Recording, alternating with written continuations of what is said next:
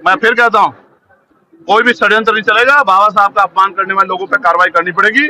और जिन पुलिसकर्मियों ने इन गरीब कमजोरों की आवाज पे लाते चलाने का, थप्पड़ चलाने का काम किया, उन पे कार्रवाई करनी पड़ेगी। वरना बहुत जल्द, यहाँ नहीं करेंगे आगरा में, लखनऊ में एक बड़ा प्रदर्शन करके लगभग सभी विधानसभाओं में 70, 80% हमारा संगठन बन चुका है।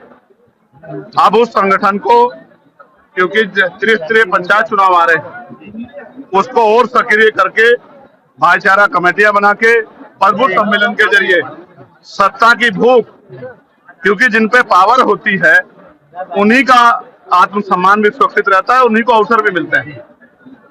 ये भूख जो है, जो पिछले 15 साल में हमारे लोगों में ठंडी हो गई थी, उसी भूख को दोबारा जगाने के लिए कि वो लोग राजकाज को समझे।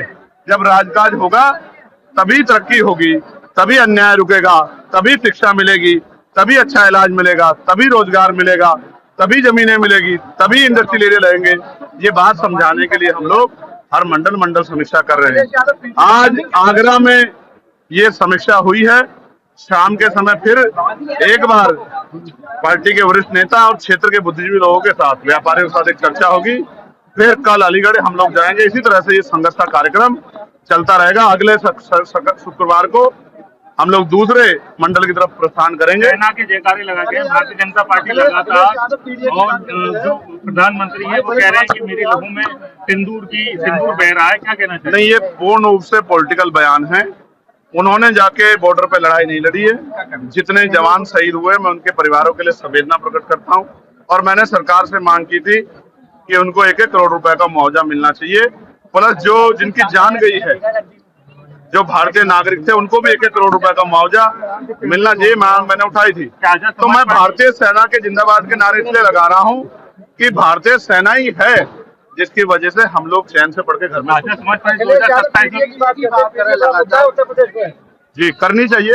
लोकतंत्र है, सबको अपनी बात रखने का अधिकार है। हम कमजोर वर्गों का नारा जो बहुजन समाज के लिए है, SC, ST, OBC और माइनॉरिटी के लोगों के लिए है, जो पिछले 40-45 साल से हमारे महापुरुषों ने संघर्ष करके जो भाईचारे के बीज तैयार किए हैं, उन्हीं को मजबूत करने का काम हम लोग कर रहे हैं। मैं नारों पे नहीं जाता। नारे तो मोदी जी भी अच्छे लगाते हैं, नारे तो अन्य पार्टी भी अच्छा लगाती है, लेकिन क्या उसका फायदा जनता को मिलता है? तो नारों में कुछ नहीं रखा। कथनी और करनी में जिनके फर्क हैं, देश प्रदेश उनको भी जानता है कि उनको उन सरकारें में आने पे उन्होंने क्या क्या हासिल जो है कमजोर वर्गों को किया है, लेकिन छिपावा नहीं। अभी त्रिस्तरीय पंचायत चुनाव में आप देख लेना, आजाद समाज पार्टी उत्तर प्रदेश का सबसे बड़ा दल बन के सामने आएगा। इस बात को मेरी आप याद रखना, क्योंकि बेमार में आजाद समाज पार्टी के साथियों ने, ये तो लोग चुनाव में निकलते हैं 24 घंटे 7 दिन, वो समाज की सेवा के लिए, बहन बेटियों के सम्मान के लिए, नौजवानों किसानों के रोजगार और उनके समस्याओं के हल के लिए सड़कों पर रहते हैं। इसलिए जनता का विश्वास आजाद समाज पार्टी के साथ बढ़ रहा है। बाकी दलों को उन्होंने आजमा के देख लिया है, और अगर वो दल अच्छे होते तो उनकी सरकारें क्यों बदलती?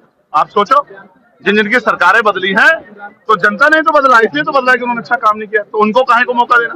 तो अब वो आजाद समाज पार्टी को मौका देंगे, और धीरे धीरे जनाधार बहुत तेजी से बढ़ रहा है।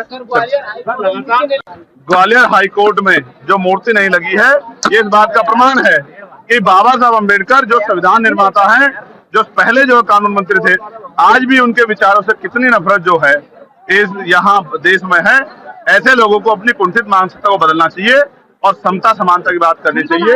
ये जनता देख रही है, ऐसे लोगों को जनता देख रही है, उनको चिन्हित कर रही है, उनकी पार्टियों को भी चिन्हित कर रही है, और आने वाले चुनाव में उनको सबक भी सिखाएंगे। गरीबों बहन बेटियों पर रेप हो रहा है, हत्या हो रही है, और सरकार के नेता और मुख्यमंत्री चैन से पढ़ के सो रहे हैं। इससे बड़ी नालायकी क्या होगी? अपने लोगों को मरने के लिए नहीं छोड़ा जाता, इसलिए SC, ST, OBC और मुस्लिम भाईचारा, सिख भाईचारा, जैन भाईचारा, ईसाई भाईचारा, सबको साथ लेके चलने का काम आजाद समाज पार्टी करेगी।